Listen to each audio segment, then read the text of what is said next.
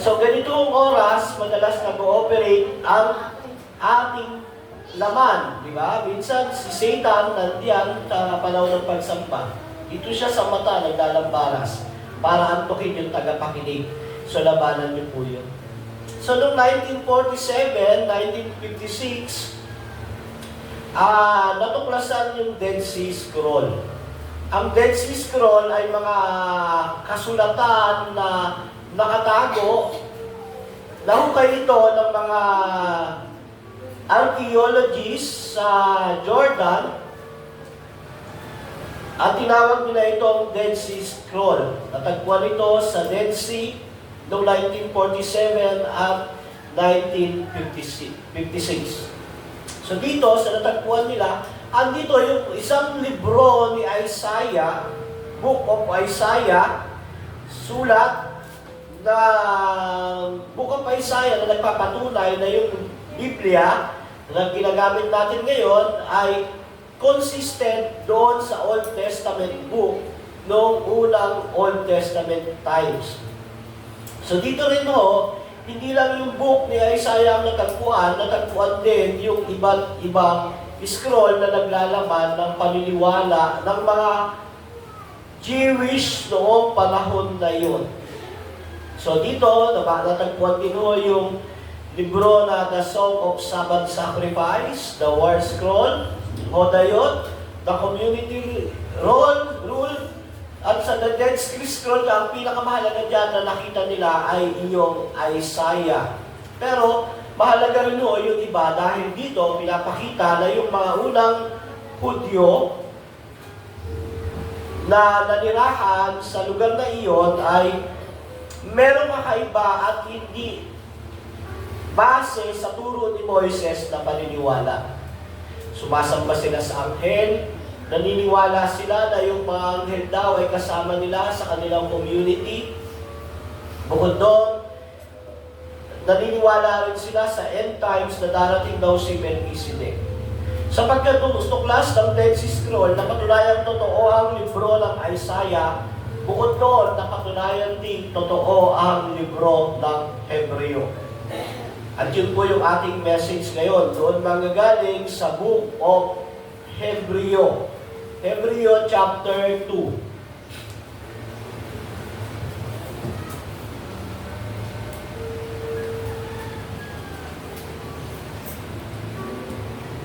Chapter 5 po hanggang 18. Pero 15 to 18 lang naman yung ating message. Pero para maunawaan natin yung context, basahin natin yung 2:5 hanggang 18. Sa email po, pag ano na kayo.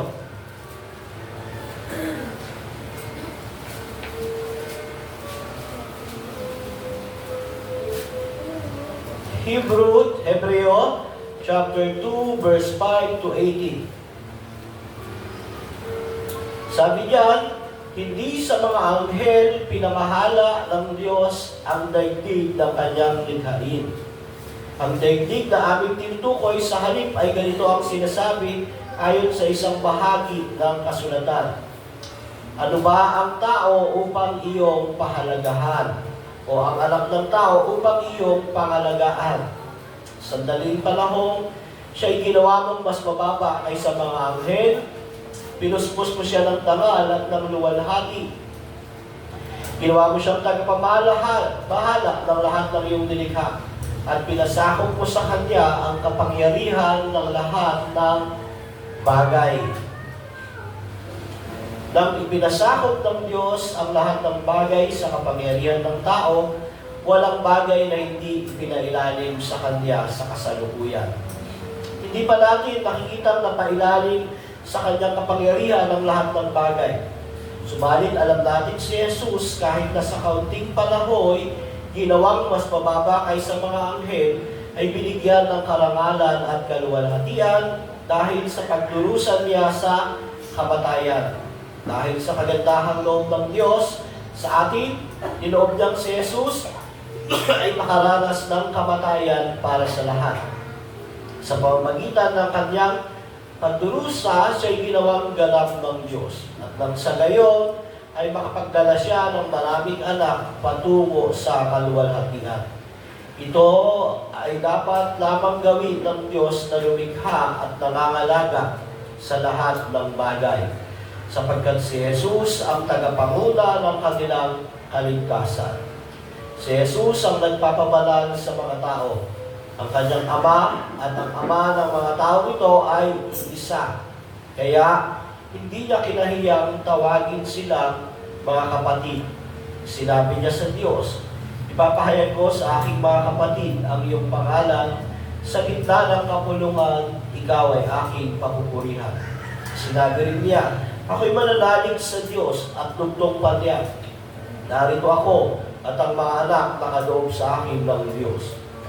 Dahil ang mga anak na tinutukoy niya ay tao, naging tao rin si Jesus, tulad nila'y may laman at dugo. Ginawa niya ito upang sa pamamagitan ng kanyang kamatayan ay mawasak niya ang diablo na siyang may kapangyarihan sa kamatayan. Sa pamamagitan din ng kanyang kamatayan ay pinalaya niya ang lahat ng tao, sa buong buhay nila ay inalipin ng takot sa kamatayan. Hindi ang mga anghel ang kanyang tinutulungan, sa halip ay ang mga anak ni Abraham. Kaya kinailangang matulad siya sa kanyang mga kapatid sa lahat ng paraan upang siya'y maging isang pinakapunong pari na mahabagin at tapat na naglilingkod sa Diyos at nag-aalay ng handog para mapatawad ang mga kasalanan ng tao. At gayoy, matutulungan niya ang mga tinutokso, sapagkat siya man ay tinukso at nagdusa. Salamat po sa pagkabasa ng salita ng Panginoon. Dahil ako, ito tayo.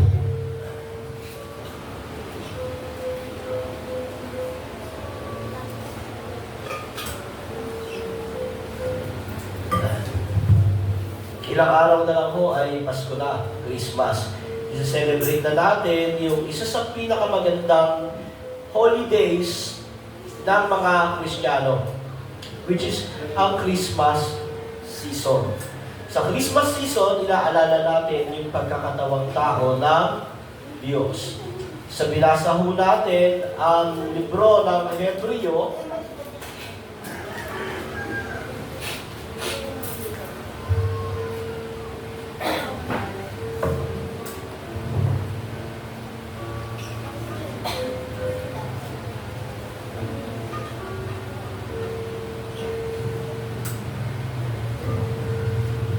binasa ho natin, ang pangunahing tema ng aklat ng Hebreo ay itaas si Jesus bilang higit sa lahat, higit kay Moises, higit kay Melchizedek, higit sa mga anghel, at higit sa sino mang propeta sa lumang tipan. So pag binabasa nyo ang libro ng Hebreo, pinapaalala sa inyo na si Kristo ang ibinibida sa libro na yan. Ang libro ng Hebreo ay binigay din para hamunin yung mga mananampalataya nung panahon na yon na maging tapat kay Jesus sa kabila ng pag-uusig. Ang libro ng Hebreo ay sinulat para sa mga Hebreo na dating Judaismo ang pananampalataya, sumampalataya kay Kristo, naging Kristiyano sila. Nung naging Kristiyano sila, sila ay inuusig nung dati nilang relihiyon at mga kababayan. Bakit? Kasi ang paniniwala ng mga local Jews noon ay hindi naniniwala na si Kristo ang Mesaya. Hanggang ngayon naman ho, ang bansang Israel, merong part ng mga Judaism na hindi naniniwala na si Kristo ang Mesaya. So dati, pag ikaw ay pinropres mo na tinanggap ko na si Kristo, ang ibig sabihin noon, tinatakwil mo na ang pagiging Hudyo. Ibig sabihin, kinakalimutan mo na yung mga dati mong relihiyon at tradisyon. Dahil dito, yung mga Hebreo ay pinipersecute. Ano ba ang paniniwala na meron yung lugar na iyon kung saan andun yung mga Hebreo? Naniniwala ho sila sa mga anghel. Yung mga anghel ay sinasamba nila, yung mga anghel kasama nila sa mahalagang bahagi ng kanilang pagsamba. Bukod doon, naniniwala rin yung mga tao doon na darating ang katapusan ng mundo at si Melchizedek ang babalik. Hindi si Jesus. Kaya ang ginawa ng Diyos sa kapangyarihan ng Espiritu Santo para malabanan yung maling katuruan na umuusig sa mga mananampalataya ng Hebreo, sinulat ko yung libro ng Hebreo para i-encourage sila na maging tapat kay Jesus. So may background na kayo. Pag binasa niyo yung Hebreo, bakit sinabi ron? Masigit si Jesus kay Moises. Para yung mga taong dating bilib na bilib kay Moises, na naging Kristiyano, na gusto nang bumalik sa dati niyang relihiyon, manatili sa pananampalataya kay Jesucristo. So pag binasa niyo yan, yung buong Hebreo, makikita niyo, kino-compare si Christ sa angel, na si Jesus higit sa anghel. Si Jesus higit kay Melchizedek. Si Jesus higit kay Moises. Si Jesus higit kay Abraham. Si Jesus higit sa lahat ng mga karakter sa lumang tipan na nabuhay. Dahil si Jesus ang Diyos na nagkatawang tao. At yun ang message natin ngayon. Bilang pag-alaala sa panahon ng Christmas, bakit magkakatawang tao ang Diyos? Bakit? Kung mas mataas si Jesus kay Melchizedek, kay Moises, sa mga anghel, sa lahat ng mga tao na nabuhay sa mundo ito kay Adan, bakit siya magkakatawang tao? At nung naging tao pa siya, alam niyo ba kung saan siya pinanganak? Sa mansyon ba? Sa sabsaban, di ba? Yung mga taihan ng mga hayop. Doon nakalagay yung mga hayop. Doon tumatay yung hayop. Doon umiihi yung hayop. Doon ipinanganak si Jesus. At nung ipinanganak siya, hindi basta-basta yun. Hindi basta-basta yung pangyayari. Di ba? Ordinary ba yung kapanganakan ni Jesus? Hindi po. Di ba maglilihi yung isang birhen? Kung ikaw, isa kang birhen, tapos ikakasal ka na, tapos maglilihi ka, hindi ba problema yon? Wala pa naman nangyayari sa inyo ng boyfriend mo. Tapos, maglilihi ka, problema yon. Diba? Kaya ang ginawa ng Diyos, pinadala yung angel, si Gabriel, para sabihin kay Maria, maglilihi ka. Eh, birhen ako, hindi, maglilihi ka sa pamamagitan ng Espiritu Santo. Problema rin. Bakit kailangan maging tao ang Diyos? Eh, nung panahon na pinanganak siya, problema rin kay Joseph, di ba? Si Joseph ay may girlfriend siya, si Maria, tapos wala pa naman nangyayari, malalaman niya buntis. Biro mo, mahal na mahal ni Jose si Maria, malalaman niya buntis.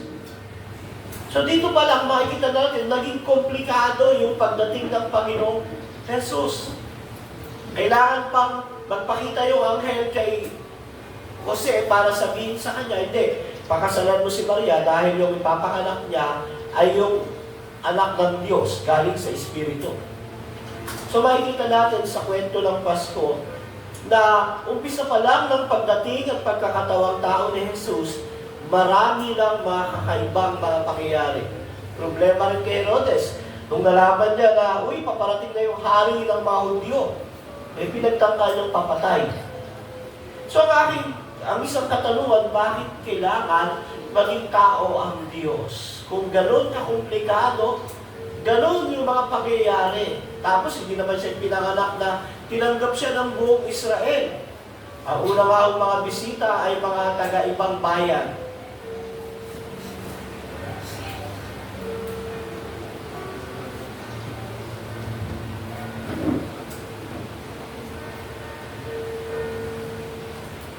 Kaya ang ating message, why God must become man. Bakit ang Diyos kailangang maging tao? Tatlo lang mo yung puntos natin galing sa Hebreo. Una, parang maging pamilya siya ng mga tao. Kailangan maging tao ni Jesus, ang ikalawang persona ng Diyos, para maging pamilya siya ng mga tao. Pangalawa, para maging pari siya na maghahandog para sa kasalanan ng kanyang mga pamilya. Pangatlo, para magbigay tulong at unawa siya sa mga kapatid o kapamilya niya na tinutokso. Umpisahan natin sa ating unang puntos, bakit kailangang maging tao ang Diyos? Bakit kailangan dumating siya, kaya tayo nag-celebrate ng Christmas? Una ko, para maging pamilya siya ng mga hinirang niya. Sa chapter 16, chapter 11 muna.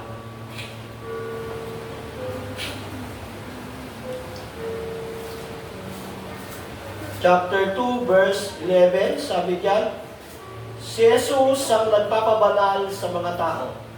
Ang kanyang ama at ang ama ng mga tao nito ay isa, kaya hindi niya kinahihiyang tawagin silang mga kapatid.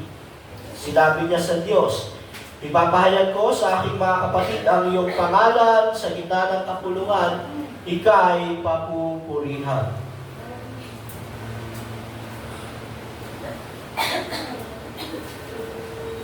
Chapter 16, hindi ang mga anghel ang kanyang tinutulungan, sa halip ay ang mga anak ni Abraham.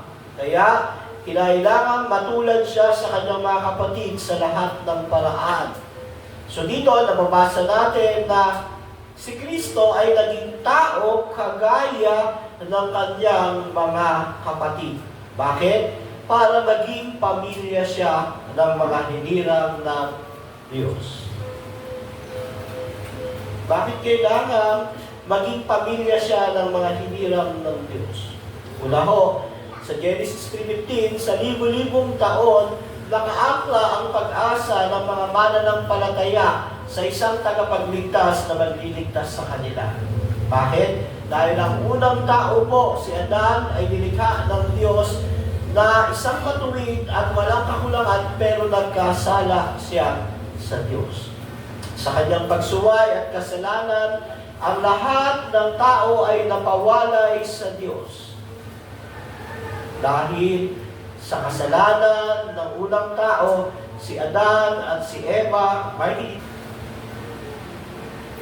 so dito, dahil sa pagkakasala ng unang Adan, ni Adan at ni Eva, lahat ng tao ay naging makasalanan. Lahat ay minana ang kasalanan nila. Ngayon, dahil ang tao ang nagkasala, kailangan ang tutubos sa kanila ay kagaya rin nilang tao. Yung salita na naging pamilya, naging tao ang Diyos para maging pamilya niya, ang mga hinirang ng Diyos ay para iligtas niya yung mga tao na nagkasala. Para siya, kailangan niya maging tao dahil kailangan niyang iligtas yung mga taong nagkasala. Taong nagkasala, dapat ang magliligtas ay isa ring tunay na tao. Gayunpaman, dahil nagkasala sa Diyos, ang magliligtas ay isa ring Diyos. Sabi ng Heidelberg Katekismo, yung doktrina ng pagkakatawang tao, ang walang hanggang anak ng Diyos, na ngayon ay nananatiling totoo at walang hanggang Diyos, kinuha sa kanyang mismong kalikasan ang pagiging tao. May laman, may dugo, galing siya sa Birhen Maria sa pamamagitan ng pagkilos ng Espiritu Santo. Tulad ng kanyang mga kapatid. Si Kristo ay naging tao para maging kapamilya natin. Naging tao siya sa laman, sa dugo. Sa lahat, may ilong, may tenga, may bibig, may paa, may kamay, may buhok. Lahat ng meron ng tao, meron si Kristo, maliban lang sa isang bagay, kasalanan. Sa kanyang pagiging tao, walang kasalanan ng Panginoong Jesucristo. Kaya napakahalaga ng incarnation o yung pagkakatawang tao ni Jesus, virgin birth. Bakit kailangan ipanganak ng Birhen si Kristo? Para hindi niya manahin yung kasalanan mula sa tao, kay Adan. Pinagli siya ng Diyos Espiritu Santo. So bilang pamilya ng tao, kailangan siya ay tunay na tao kagaya natin, maliban lamang sa pagkakaroon ng kasalanan. Bilang pamilya, kailangan niyang iligtas tayo sa pamamagitan ng pagtubos sa ating mga kasalanan at pagbibigay sa atin ng katwiran. Kailangan niyang bayaran ng kamatayan para tayo ay maligtas. Kung hindi magiging tao ang Diyos, hindi pwedeng mamatay ang Diyos. Hindi pwedeng ipako sa krus ang Espiritu. Hindi pwedeng ipako sa krus at mamatay ang Diyos. So, kailangan niyang kunin ang katawan ng pagiging tao. Sa kanyang pagiging tao, siya ay may kaisipan, may damdamin, at may emosyon. Siya ay isang tunay at totoong tao na kagaya natin. Kaya sa kanyang pagkatao, si Kristo ay may spiritual na kaluluwa, isang mortal na katawan. Hindi lamang niya naranasan yung pagmamahal, naranasan niya yung kagalakan, kalungkutan nung siya ay naging tao. Nangamba rin si Kristo. Natakot, nakaranas din siya ng kahihiyan. Nakaranas din siya na magutom, mauhaw, manlamig. Sumakit ang katawan, lagnatin, ubuhin, sipunin. Lahat ng nararanasan ng isang tao bilang tao, naranasan ni Kristo nung siya ay andito sa mundo. Maliban lamang sa pagkakasala. At para siya mamagitan sa atin na mga tao, mga mahihina, mga makasalanan, mga taong suwail at rebelde sa Diyos, kailangan daw maging tao pero hindi kagaya nating makasalanan, kundi tao na matuwid sa harap ng Diyos. So Christ became human to be our family. Tawag na sa atin, mga kapatid, sa Hebreo 11. Hebreo 6:16, hindi nagpunta si Kristo para iligtas yung mga anghel, nagpunta siya rito para sa mga taong kagaya natin. Ang pagkakatawang tao ni Jesus nagdulot sa atin ng napakaganda at napakabuting bagay, mga minamahal kong kapatid. Di ba? Dahil kay Kristo, kung ikaw ay naligtas, ikaw ay napawalang sala. Excuse me po. Parang si Mikey Briggs. Masama ako kasi pakiramdam ko eh. Ubo, sipon, lagnat. Buti nga ako, natapos na yung Christmas program natin last week. Kasi ngayon, inuubo ako, sinisipon, nilalagnat. Pero may pang-amoy po ako sa may talasa. Hindi pa ito COVID.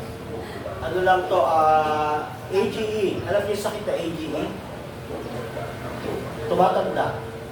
Age, nagkaka-age. So dahil sa pagkakatawang tao ni Kristo, may kakayahan siyang iligtas tayo dahil tayo mga taong makasalanan. Pinawalang sala tayo nung sumampalataya tayo sa Kanya.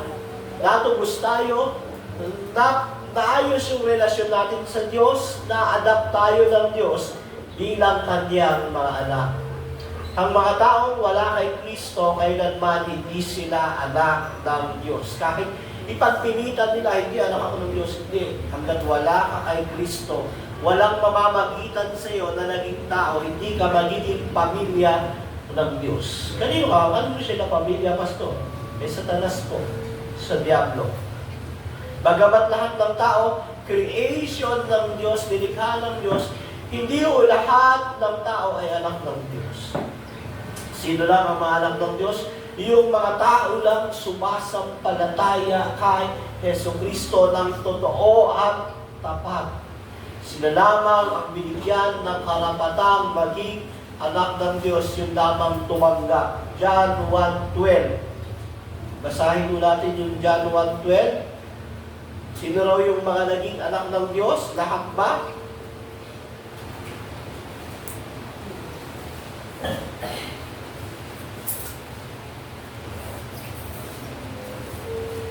Sabi diyan, subalit ang lahat ng tumanggap at sumampalataya sa Kanya ay binibigyan niya ng karapatang maging mga anak ng Diyos. So yun lamang mga sumasampalataya at tumatanggap kay Kristo ang binibigyan ng karapatang maging anak ng Diyos. Anong klaseng pagsampalataya at pagtanggap ba? Anong klaseng pagsampalataya ho ba at pagtanggap ang hinihingi ng Diyos? Yun ba yung, Lord, tinanggap ko naman si Lord eh. Salita lang ba? Hindi po. Sa John 1:12, kung napalandun kayo, ang konteksto ho ng John 1:12 ay ganito. Noong panahon nila, panahon ni Juan, si Kristo ay tinuturing ng mga Pariseo na bulaan. Tinuturing si Kristo noong panahon nila Juan na kampon ni Satanas. Ganun ang turing ng mga Pariseo. Na pag ikaw, sumampalataya ka at nagtiwala ka kay Kristo nung panahon ni John, nung sinusulat niya ito, ang ginawa mo sa buhay mo, tinalikuran mo na yung Judaismo, tinakwil mo na yung pamilya mo, itinakwil mo na yung bayan mo, tinalikuran mo na lahat dahil kay Kristo. Hindi ho yan yung ginagawa ngayon ng mga evangelical na o gusto bang tanggapin si Kristo? Manalangin ka. Hindi ho. Noong panahon nila, pag tinanggap mo si Kristo, para kang nag-suicide. Bakit? Kasi lahat ng tao sa paligid, hindi pinaniniwalaan si Kristo. Di ba kaya nga siya pinako sa krus eh? Hindi naniniwala yung mga Hudyo sa Kanya. At pag ikaw sumampalataya ka sa Kanya, noong panahon na yan, ang gusto mo sabihin sa kanila, lahat kayo mali, si Kristo lang ang Diyos. Parang nag-suicide ka yan, tinanggalan mo na ng karapatan yung sarili mo sa iyong bansa, sa iyong bayan, sa iyong pamilya. Kaya noon, ang pagsampalataya kay Kristo, pagpupropes na ikaw ay Kristiyano, ay totoo. Ngayon ho, iba na. Kasi ngayon, sikat na si Kristo, pag naging Kristiyano, madali tanggapin. Pero dito, totoo ang mga Kristiyano na tatanggap. Bakit? Hindi kang mamatay. Ang pagtanggap mo kay Kristo dito, parang inilagay mo yung isa't kalahating paa mo sa kamatayan. Sa panahon natin, pag tinanggap mo si Kristo, wala nang mangyayari sa'yo. Matutuwa pa ka dahil, may na-born again. Actually, hindi yung ganun ang pagka-born again noon.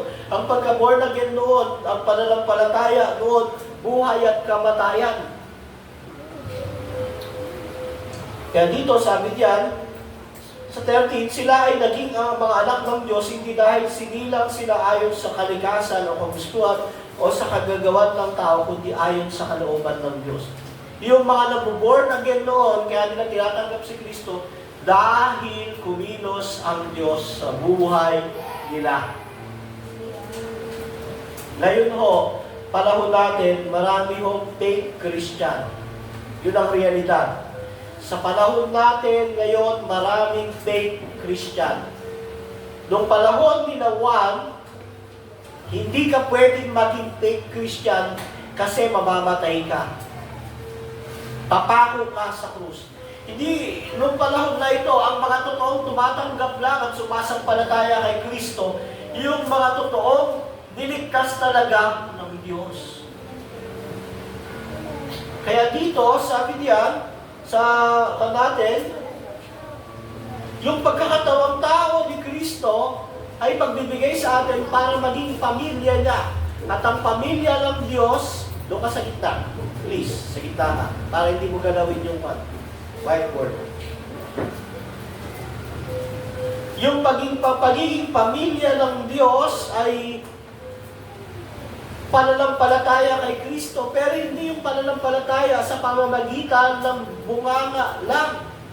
Ang pananampalataya na sinasabi sa John 1:12 ay pananampalatayang totoo at tapat. Dito sa John 1:12, pag sumampalataya, tumanggap sila kay Kristo, iniwan na nila lahat. Yung bayan nila, yung bansa nila, yung pamilya nila, lahat ng pribilehiyo nila, iniwan na nila. Ang nag-aabang lang sa kanila, kamatayan dahil sa pananampalataya kay Kristo. Pero dahil kumikilos ang Diyos sa buhay nila, magagawa nila yun. So ang totoong pamilya lang ho ng Diyos, yung mga totoong tumatanggap at sumasampalataya kay Kristo lang.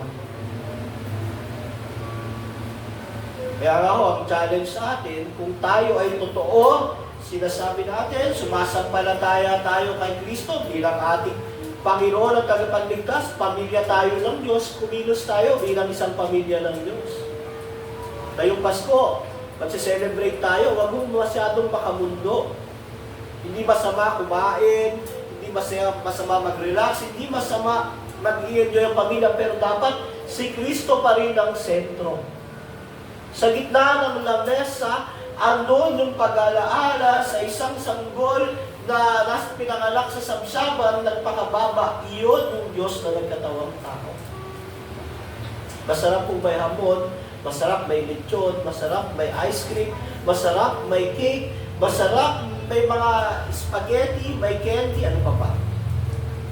Masarap, maraming handa, pero ang pinakamasarap, si Kristo ang andon sa sentro ng mesa nyo ngayong Pasko, mga kapatid. Buong pamilya, kung may pagkakaunawaan, nagpapatawaran, nagmamahalan, at si Kristo ang tinataas, niluluwalhati at pinanakita. Kaya nga, kung tayo ay pamilya ng Diyos, kumilos tayo bilang isang pamilya ng Diyos. Ang pamilya ng Diyos, tinataas si Kristo. Pangalawa, para maging pari siya. Diba? Una, para maging pamilya na tayo, para maging pari natin siya. Sa binasa natin,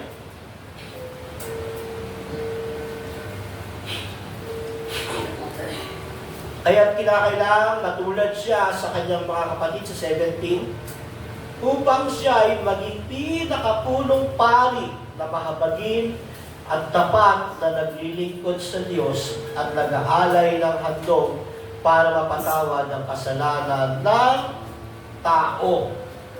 So, naging tao ang Diyos para daw po tayo ay magkaroon ng isang pari na maghahandog para sa kasalanan natin. Maaaring kakaiba na tawagin natin si Jesucristo ay isang pari dahil hindi naman siya galing sa tribo ni Levi. Ang mga nagiging pari ho sa Old Testament ay galing sa tribo ni Levi. Pero si Kristo galing sa tribo ng Juda. Hindi naman siya nag-aral ng pagkapari nung siya ay lumaki na, naging karpintero nga ang Panginoong Jesucristo, di ba? Karpintero, tapos naging mangaral siya. Pero, tinupad ni Jesucristo yung mga propesiya. Halimbawa ho, sa Zacarias 6:12-13.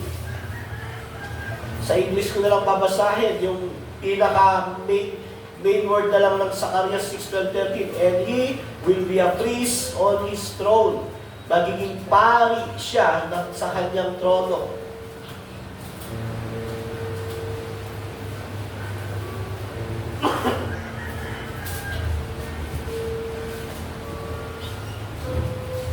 So, ipinropesiya ni Zacarias na ang Kristong darating ay magiging pari magpakailanman. Kahit kay David sa awit 110 verse 4.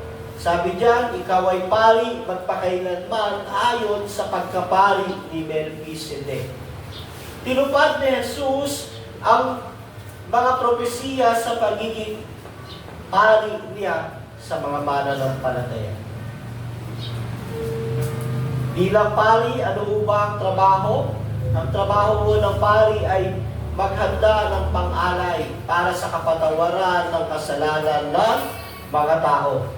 Pero hindi lang siya naghanda ng pang-alay, siya mismo ang inialay. Tandaan niyo ho, ang trabaho ho ng pari ay ganito. Ihahanda niya yung alay para sa taong makasalanan sa banal na Diyos.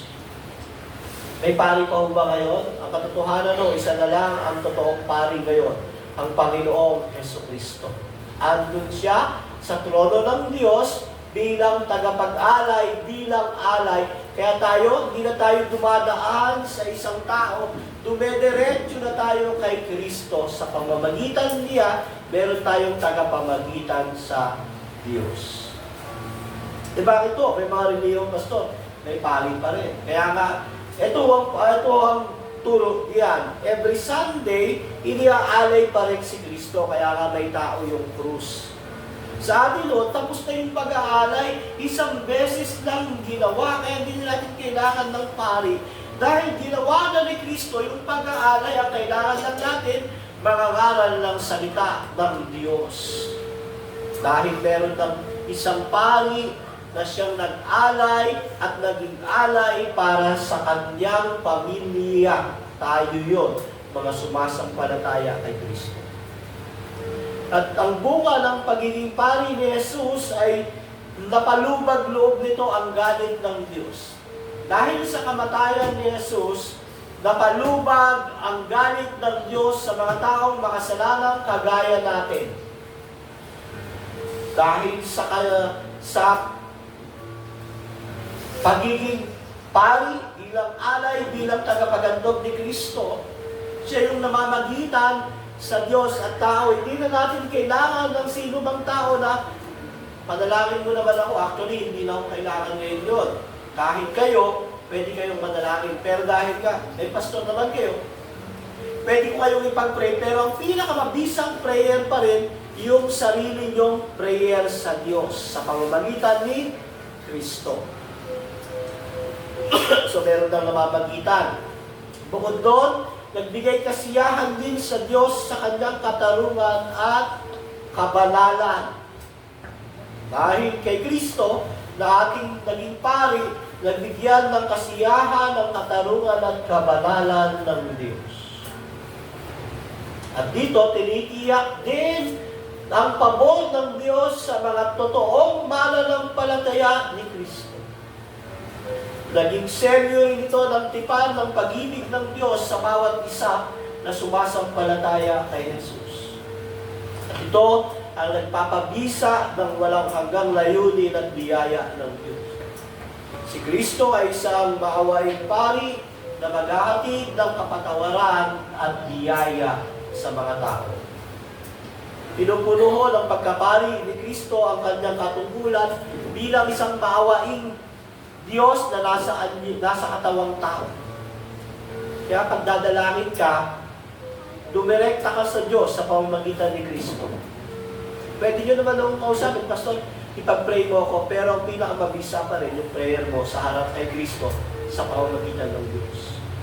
Hindi na uuso yung ikukumpisan mo yung kasalanan mo sa tao, tapos yung tao, dediretso sa Diyos, hindi ho. Dahil kay Kristo bilang pari, direkta tayo sa Diyos. Yung ganun kasi, minsan nagiging ugat pa ng chismis, minsan nagiging ugat pa yon ng mga hindi magagandang bagay dahil sinasabi mo sa tao yung mga komplikadong bagay. Ang pinaka-the best pa rin, manalangin ka kay Kristo sa Diyos sa pamamagitan ng Panginoong Jesucristo. Pero pwede pa rin naman kayo ipag-pray kasi mabisa pa rin naman ang panalangin ng matuwid, pero ang pinakamabisa pa rin yung panalangin yung direkta sa Diyos sa pamamagitan ni Jesucristo. Bakit? Dahil siya ang pari natin. Kaya siya naging tao para magkaroon tayo ng isang pari na hindi namamatay kailanman. Ang mga pari ho sa lumang tipan, nagkakasala sila, maghahandog pa sila para sa kasalanan nila. Namamatay sila, pinapalitan sila ng bagong pari.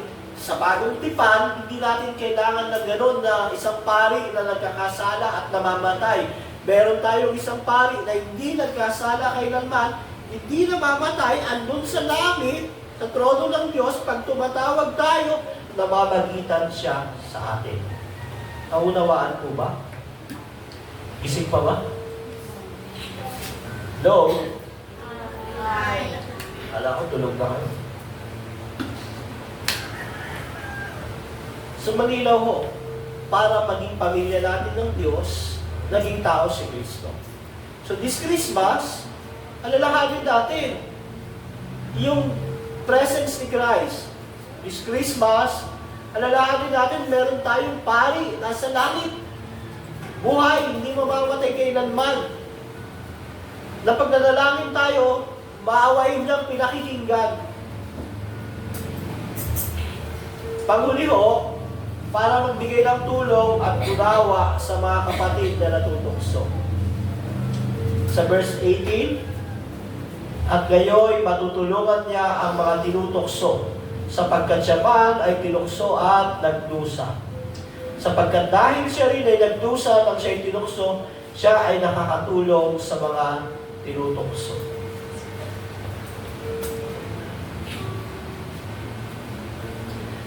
Isa sa kahanga-hanga, kamangha-mangha na gawa ni Jesus sa mundong ito ay iyong mabuhay siya kasama ang mga taong makasalanan. Ang isa sa kahanga-hanga, kamangha-mangha na ginawa ni Kristo ay yung pagdanas niya ng pamumuhay sa mundong ito sa loob ng 30 taon, araw-araw nagdurusa siya dahil sa kasama niya ay mga taong makasalanan. Nung naging tao si Kristo, ang Diyos na banal na nagkatawang tao, ang kahanga-hanga na kanyang ginawa ay mamuhay kasama ang mga taong makasalanang kagaya natin. Napakahirap po nun. Sino kaya ang tumagal na sa isang kotse ka, aircon, tapos lahat sila naninigarilyo, ikaw lang ang hindi naninigarilyo, pero hindi ka makakasinghot kahit kapirasong usok? Wala ako. Masisinghot, maaamoy mo yung usok. Kung may asma ka pa. Pero si Kristo, mas malala yung nararanasan doon. Every day, dumating yung tamang pagkakaroon niya ng tamang kaisipan, hanggang dumating yung panahon na nagbinata siya, alam niya ang puso ng bawat tao. Alam niya lahat ng mga taong nagkukunwari, alam niya ang mga taong hindi talaga sumasampalataya sa Diyos, pero andun siya namumuhay kasama nila para tubusin at iligtas yung mga taong hinirang ng Diyos para maligtas. Tiniis niya yun, pinagtyagaan niya yun, para lang sa ganon, makapagbigay siya ng tulong, unawa sa kanyang mga kapatid na natutokso din. Hindi ko nawawala sa mundong ito ang tukso. At marami tayong mga kapatid bumagsak sa tukso ngayong araw na ito. Bakit? Hindi ko sila sumamba, inuna nila ang mundong ito kaysa sa Diyos. Isang kahiya-hiyang bagay yun, mga kapatid. Pero wala naman ako magagawa bilang pastor. Ang magagawa ko lang, ipaalala, i-remind ang bawat isa sa atin. Kasi, sa dulo, meron pa rin kayong choice. Kayo pa rin ang haharap sa Diyos. Hindi ho si pastor ang nagsusulit sa inyo sa Diyos. Kayo ho. Ang gagawa ko lang, i-remind na everyday may laban tayo ng tukso. Lalo na sa panahon ng Sunday, panahon ng pagsamba. Hindi ba? Yan ang pain ng mundo. Pag Sunday, 30%. Pag Sunday, malakas ang negosyo. Pag Sunday, andyan ang panahon at pagkakataon para kumita ng pera. Kaya maraming mga Kristiyano, mga tao, pagdating ng Sunday, imbis na sumamba sa totoong Diyos, sumasamba sila sa Diyos-Diyosan ng mundong ito. Ano yon? Mga material na bagay. Pera. Diba sabi ni Kristo, you cannot serve two masters. You either hate the one or love the one. Hindi ka pwedeng maglingkod sa Panginoon at sa pera. Kamumuhian mo ang Diyos, mamahalin mo ang pera. Kamumuhian mo ang pera, mamahalin mo ang Diyos. Saka ho, ang pagsamba ay Lord's Day, Sunday. Kaya pag ang tao, kahit anong idahilan niya sa Panginoon, Lord, kasi Christmas party namin, Lord, may trabaho ako. Hindi mo accepted ka kasi ang buhay mo kanya. Lalang dahil nga yun, iba ay biktima ng sirkumstansya, ang iglesia ay tinatanggap, pinagpapray na makalaya sila roon, pero hindi yung kailanman kinukonsinte. Ang kasalanan ay kasalanan, ang mali ay mali sa harapan ng Diyos. Ipagsusulit po natin iyan. Haharap tayo sa Diyos at lahat yun babayaran natin kahit tayo ay ligtas. Merong tinatawag na judgment pa rin ang mga mananampalataya, pero hindi para mapapunta sa impyerno, kundi po para sa kanilang throne, yung kanilang award sa Diyos. Kaya po, si Kristo naging tao, naranasan niya lahat ng naranasan ng mga tao sa mundo ito. Hindi natin pwedeng katwiran kay Jesus na Lord kasi hindi ako makasamba dahil may gagawin ako. Si Kristo naging tao. Lahat ng paraan ng pagsamba, lahat ginawa niya, hindi siya nagkasala kailanman. Ngayon, ang tamang gawin ng mga taong natukso, nagkasala, humingi ng tawad, patatawarin sila ng Diyos. Dahil nga, si Kristo ay naging tao, hindi para hatulan ang mga mananampalataya, kundi para magbigay tulong sa mga taong natutukso. Kaya nga po, ang mabuting balita ng Hebreo ay ang Diyos na manlilikha ay namamagitan sa pamagitan ng kapangyarihan para makatulong sa mga kagaya nating may laman at dugo. Si Kristo ay nagkaroon din ng laman at dugo. So, ano ating point? Si Kristo bilang pari, pinapaalala sa atin yung kanyang hindi natatapos na gawa hanggang ngayon. Hindi yung natapos ang gawa ni Jesus nung siya ipako sa krus ng Kalbaryo, namatay, nabuhay, umakyat sa langit. Hindi ho. Hanggang ngayon, andun si Kristo bilang pari sa langit. At doon, ginagawa niya ang kanyang trabaho bilang isang pari na namamagitan sa taong palaging nagkakasala. So, hindi mo na gagawin yung ginagawa dati na i-confess mo sa tao yung kasalanan mo kasi andun si Kristo sa langit para i-confess mo yung kasalanan mo. May pari tayo sa taas.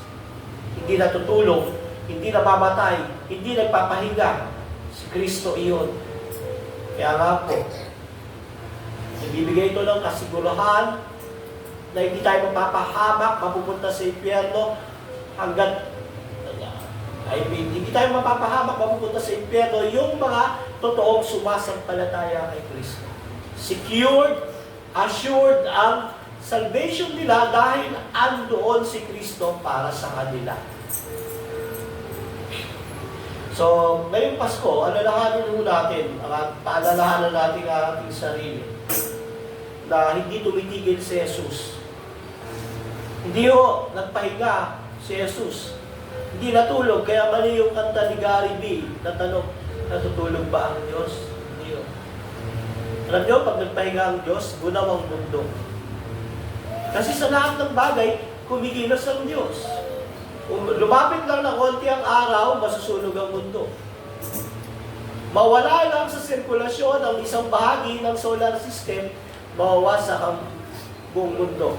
Kaya kung nagpapahinga ang Diyos, mga kapatid, tapos tayo. Kailanman hindi nagpahinga ang Diyos. Ang Ama, ang Anak at Espiritu Santo ang nagpapanatili ng mundong ito. Kaya yung mga ngayong Pasko, as we celebrate ang Christmas, reminder sa atin, hindi nagpapahinga ang Diyos. Kung may problema tayo, may pagsubok tayo, may alalahanin tayo, meron tayong mga kabigatan sa buhay, napakagandang reminder nito, hindi nagpapahinga si Jesus para sa akin.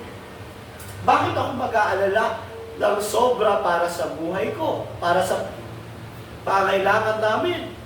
Andun si Jesus para sa akin. Andun si Jesus para sa mga mananampalataya. So ito ang ating konklusyon. Para maging pamilya siya ng mga hinirang, naging tao ang Diyos. Para maging pari siya na maghahandog para sa kasalanan ng kanyang pamilya, naging tao ang Diyos. Para magbigay tulong siya at unawa siya sa mga kapamilya niya na nagkakasala at natutukso, naging tao ang Diyos. At kung naging tao ang Diyos, sinaselebrate natin yung Christmas. Ang Christmas hindi lang sa regalo, hindi lang kumpleto ang pamilya, kundi yung pagiging pamilya natin ng Diyos. As a family, sa-celebrate yung Christmas sa 24, dapat kasama niyo yung kapamilya niyo. Sino yun? Ang Diyos. Kasama niyo rin yung kapuso niyo. Ang Diyos. Ano pa ba isa? Yung kapatid niyo, ang Diyos. Lahat na ng network kasama niyo, ang Diyos. So sa December 25, reminder mo, Christmas ay para sa mga pamilya ng Diyos. At tayo na totoong sumasampalataya at nagtitiwala kay Jesucristo ang mga totoo at tunay na pamilya ng Diyos. Hindi usapin niya kung mayaman ka, mahirap ka, pangit ka, pogi ka, maganda ka. Ang mahalaga, naniniwala at nagtitiwala ka ba kay Kristo. Pamilya ka ng Diyos. Hindi rin usapin niya kung napakabuti mong tao at napakasama mong tao. Ang mahalaga, pinagsisihan mo na ba at tinalikuran ng kasalanan, sumasampalataya ka kay Kristo, ikaw ay pamilya ng Diyos.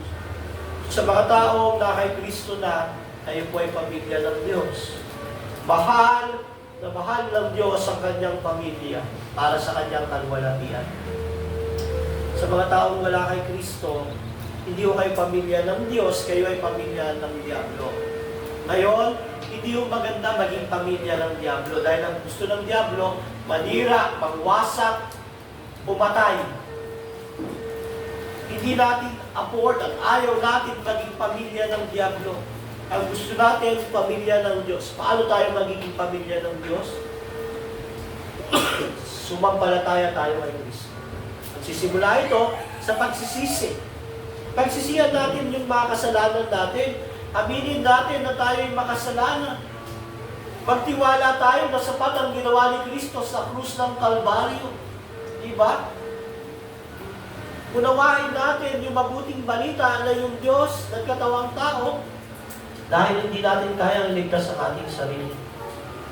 Kaya siya ay pinanganak sa isang mabahong sabsaban, isang sabsaban na tinataihan ng mga hayop, pinihihan para yung mga tao na walang kakayahang iligtas yung kanilang sarili, magkaroon ng buhay na walang hanggan sa pamamagitan ng pananampalataya sa Diyos na nagkatawang tao. Dinanas ni Kristo ang lahat ng paghihirap, kapanganakan pa lang hanggang siya nabubuhay sa pamamagitan ng kanyang buhay na kasama yung makasalanan. Hanggang dumating sa punto na siya ipinako sa krus, namatay. Doon sa krus, tinusok yung tagiliran niya. Habang may koronang tinik, umagos ang kanyang dugo para tubusin yung mga tao sa kasalanan. At ngayon, para maging pamilya ka ng Diyos, kailangan mo sumampalataya doon. Hanggang hindi ka sumasampalataya sa Ebanghelyo ni Kristo, hindi ka magiging pamilya ng Diyos. Kahit anong gawin mo, ikaw ay pamilya ng Diablo. Kaya ka sa umaga nito, bago magpasko, kung may mga mahal tayo sa buhay, na hindi pa pamilya ng Diyos, ibahagi niyo yung ginawa ni Kristo. Himugin niyo sila, pagsisihan ng kasalanan, talikuran at sumampalataya kay Kristo. At nang sa ganon, ang ating pamilya, ang ating mga kakilala, kaibigan, maging pamilya rin ng Diyos kagaya natin. Hindi lang maging pamilya ng Diyos, magkaroon ng buhay na walang hanggan sa piling ng Panginoong Jesucristo. Kaya nga po, ang mga tao sumasampalataya kay Kristo, sumasampalataya kay Kristo ay pamilya ng Diyos. Magalak po kayo at magsaya ngayong Pasko dahil dumating ang Pasko para sa inyo. Hindi para sa gobyerno, hindi para sa mayayaman, hindi para sa mga kung sino-sino. Ang pagdating ng Pasko, pagdating ng anak ng Diyos para sa kanyang pamilya, para sa inyo na sumasampalataya kay Kristo. Ngayong umagang ito, nawa, naging pagpapala at biyaya ang salita ng Panginoon. Tayo po'y manalangin.